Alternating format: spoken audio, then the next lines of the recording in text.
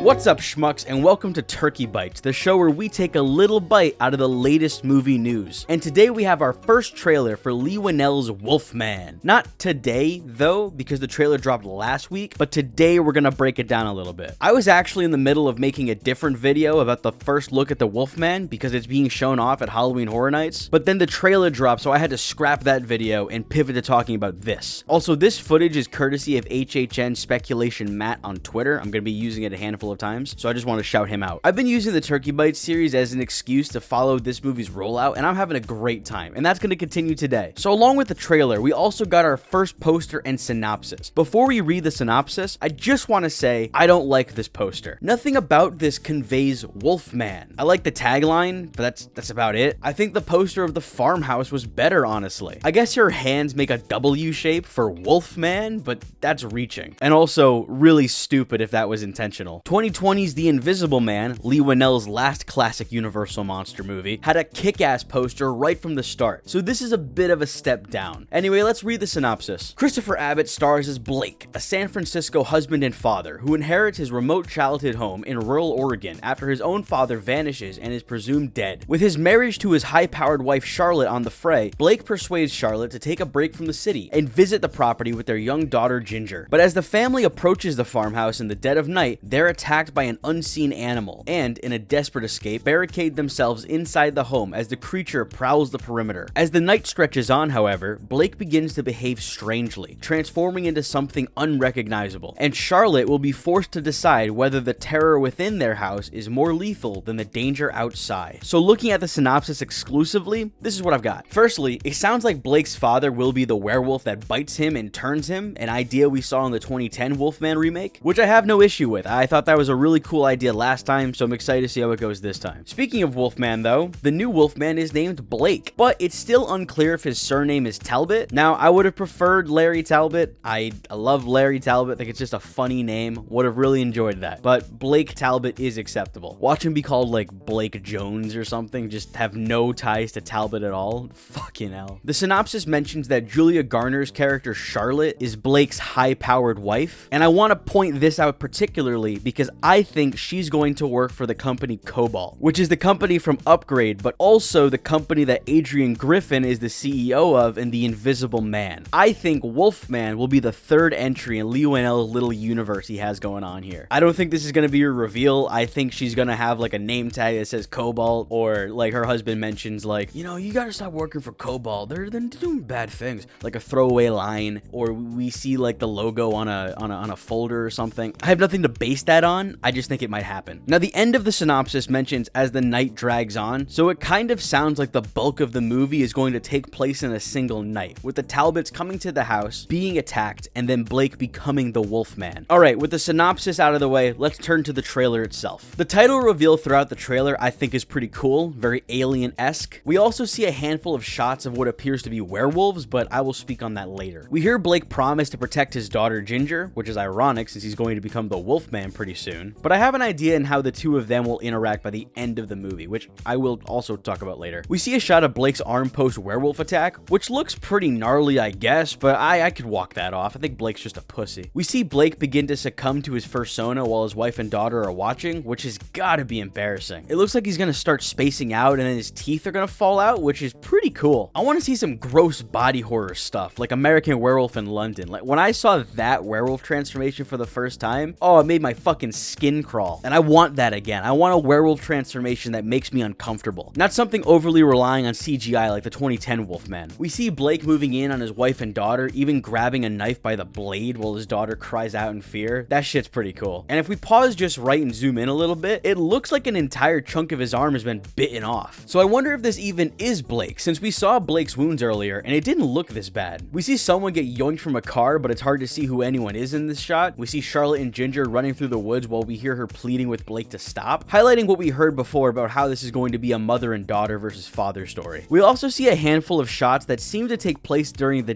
day, with a largely hairless and seemingly bald werewolf creature stalking someone. So I'm thinking maybe this movie doesn't take place over the course of just a night. Maybe this takes place over the course of a fair amount of time. Or maybe this is the opening sequence where we see Blake's father is dead and Blake's father is not the werewolf that will infect him, and there's another werewolf that killed his father and is now coming for the Talbot family. I don't know. I said up top that I thought this was going to take place in the span of one night, but we're seeing daytime shots, so maybe it doesn't. Blake's daughter Ginger is in a greenhouse, which we saw on the property earlier in the trailer, with a werewolf rising behind her. The trailer then ends with a werewolf trying to grab Julia Garner through a car windshield, and a roar is heard as it ends. I don't like the roar. It sounds alien and not wolfish. Werewolves should sound like wolves. I don't know if that's a hot take. The original understood that.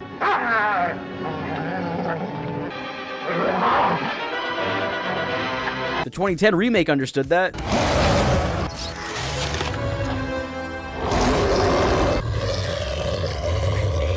Does Leigh Whannell understand that? I guess we're gonna find out. But this roar just sounds like the things from the Quiet Place movies. I don't like it.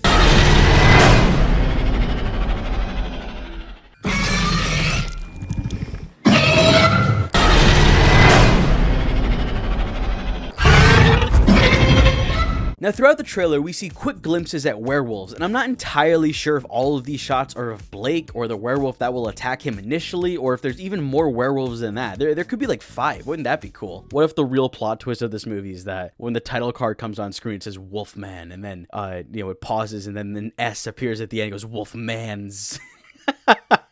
But I will say, these designs look very similar to the mascot at Halloween Horror Nights right now, and this design, I don't hate it, and the more I look at it and the more I watch the trailer, the more I'm getting on board with this look, but it just doesn't scream werewolf to me. I'll say what I was gonna say in the scrapped video. He just looks like a dude. No fur, no snout, no wolf legs. He's a man.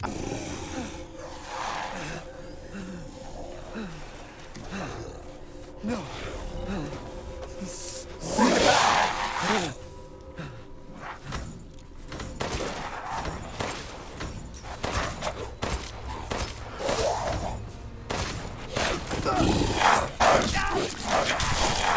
That said, I don't think this is Blake as the titular Wolfman. I don't think we're gonna see the main Wolfman until the second trailer or until the film releases. And I have heard the theory that he'll get more wolf-like as the movie progresses and his persona grows stronger, but the trailer doesn't really enforce or degrade that idea, so we're just gonna have to wait and see. Hello, schmucks. I am in the middle of editing this video, but I would like to come in and say this. So I was going through this shot right here, frame by frame, because I was trying to find the cutoff. I think this is our best look yet at Blake as the Wolfman.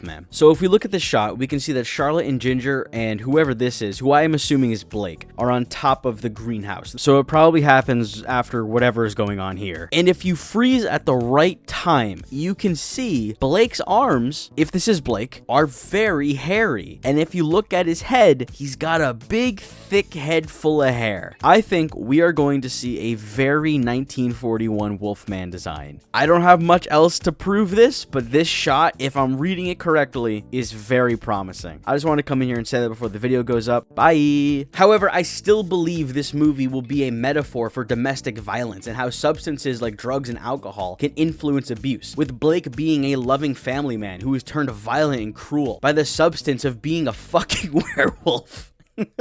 So maybe having a more man than Wolfman is going to work in this movie's favor. Seeing Julia Garner shield her daughter while the daughter pleads for her father not to hurt them absolutely gives credibility to my theory. And I said earlier how I thought the Blake and his daughter relationship would pan out in the end, and so I think in the third act of this movie, it's going to revolve around Blake kidnapping his daughter to try and turn her into a werewolf, with Julia Garner having to rescue her and potentially kill Blake in the process. Similar to how some parents kidnap their children when they lack custody rights. I have nothing to base this prediction on except my initial theory that this is going to be a metaphor for domestic violence and abuse, but I do feel confident in saying this. Now lastly, this movie has 4 credited screenwriters, which isn't an automatic ding against it, but at the same time, while it is true that an ensemble of creatives can craft something excellent, it's also true that sometimes there can be too many cooks in the kitchen. Leigh Whannell has spoken about how he does his best work when he writes his own films, and knowing that concerns me about him handling a script written by 3 other people. Also, this is a January release, which comes with its own stigma. And don't get me wrong, I am rooting for this movie. I love the Universal monsters, I love the Wolfman. I wouldn't be covering this trailer if I didn't have faith in it. But I'm also a little cautious about this. this.